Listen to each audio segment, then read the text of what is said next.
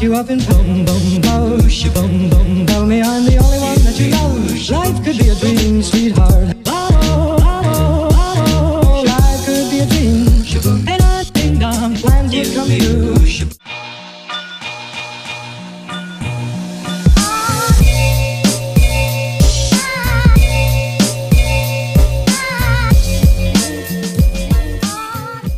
Vous êtes bien sur la bonne bande, celle du petit garage, toujours en compagnie de Julien. Salut Julien. Bonsoir le petit garagiste, bonsoir Etienne.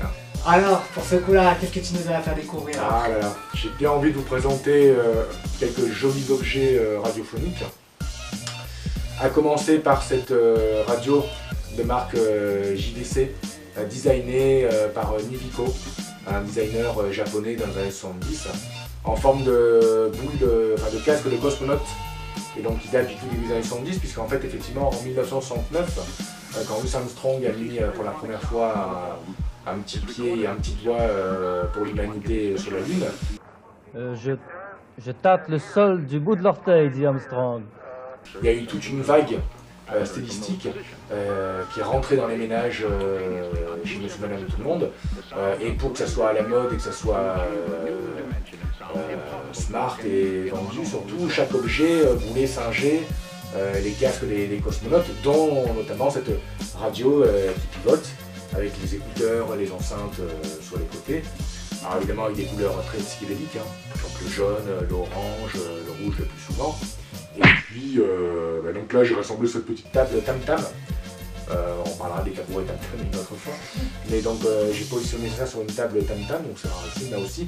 Différentes radios de forme cette fois-ci plus cubique, parce qu'en fait effectivement le design dans les années 70 c'était soit les formes rondes qui étaient douces, qui s'harmonisaient dans la nature, un peu comme un œuf, comme un casque de cosmonaute, et puis des formes plus fuselées, c'est-à-dire qui traversaient l'espace, d'autres qui étaient plus cubiques, mais qui étaient toujours marquées d'un point de vue stylistique, contrairement aux objets des années 90-2000 qui étaient plus basiques, avec notamment aussi cette jolie petite radio. Donc tu as la même devant toi Etienne, je te laisse la présenter. Ce sont des radios. Alors en fait c'est la même. Une connote c'est la même, sauf que là ici elle est en position fermée, et on pouvait se balader en la mettant à son poignet. Donc ça faisait un peu comme un bracelet, donc ça marchait plus pour les filles qui avaient éventuellement un bracelet assez fin. Et donc on pouvait se balader avec sa petite radio comme ça, donc là elle est en position fermée. Ah ouais, d'accord. En position ouverte. On appelait ça la Snake Radio, parce qu'effectivement ça ressemblait un peu à un serpent. Voilà. C'est énorme, je savais pas, je croyais qu'il y avait, je voyais plein de radios. Je voyais une devant, mais je savais pas qu'il y en avait une même devant, à nos bras, et si.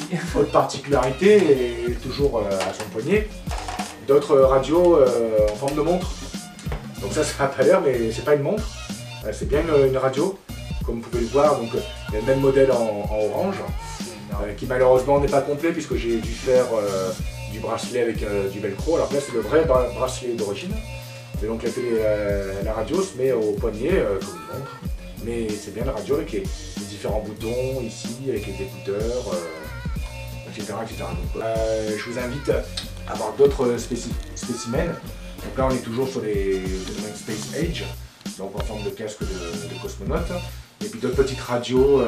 À l'époque, il faut savoir que la miniaturisation était très en vogue et c'était un progrès.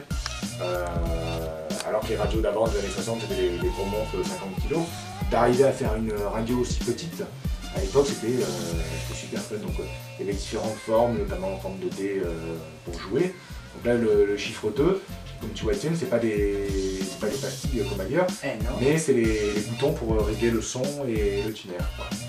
Une qui est plutôt sympathique, c'est celle-ci, puisqu'en fait cette radio-ci, c'est comme un casque anti-bruit, sauf qu'en fait c'est pas un casque, c'est une radio. En fait vous vous baladiez, alors c'est devenu plus grand dans les années 90, mais à l'époque dans les années 60-70 c'était assez novateur de mettre un casque comme un casque anti-bruit, casque de chantier, mais sur les côtés vous avez effectivement différents boutons pour régler le volume, le tuner. Tout ça donne envie d'écouter une bonne petite radio, bonne petite station à l'ancienne. Exactement. S'il y en a encore, s'il y en a encore. Ouais. Récemment je me suis branché sur FIP FM. Et FIP FM on trouve encore de bonnes musiques des années 70, Led Zeppelin, Dire Straits, les Rolling Stones, Et je vous invite à écouter les Rolling Stones ou les radios de ce type-là, ça vaut le détour. Et pourquoi on le ferait pas pour terminer la soirée avec un bon petit pastis? Ah, pourquoi pas, mais ça sera pour plus tard. Pour plus tard, on verra plus tard.